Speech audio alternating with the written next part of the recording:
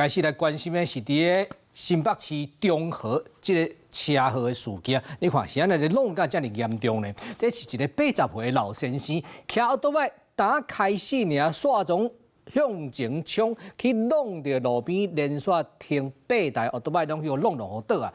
现在发生这个代志咧，后来啊，这个机车行的头家有讲，有可能伊这个油门线生线啊，所以一故障啊，这一加速失去控制，规台奥多麦就冲出去啊！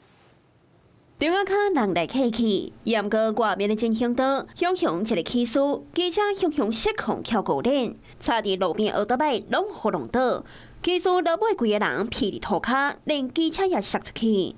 打开始起司看起来真正常，严格过无偌久，规台车向失控，连差伫路边奥多麦拢互弄倒。从这缝中间穿过来到这边，整个是就是卡公路链状态到这边，等一阵之后，然后开始就接着人家一直蹦蹦蹦，整台就很像车子整台又倒掉这样子，说油门好像怪怪的，对，所以导致它这样子整个翻掉。其中奥多麦车壳严重毁损，零件落轨涂骹。这件意外都发生伫昨夜10点外，新北市中和景平路。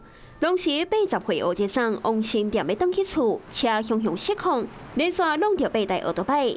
事后欧杰桑讲是油门的问题，然后车牌弯掉，有被撞歪，看到有纸条，有就是要跟那个警察联系这样。是讲奥多麦太向失控，专家是安尼解说。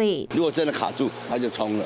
而如果他在骑乘过程中都没有任何卡住，在那个时候呢，当下发生什么状况，绝对不是因为卡住造成的。这个油线太久失修，然后造成里面生锈了。那油门一转，它就不回去了。这个敢若欧杰桑是有伤送病院，也个有车辆的损失尔，无其他民众受伤。严格向失控的意外，也惊到未少人。Hello， 我是雷亚，想要抢了先掌握最及时的新闻资讯吗？赶快订阅、按赞、开启小铃铛，锁定华视新闻 YouTube 频道。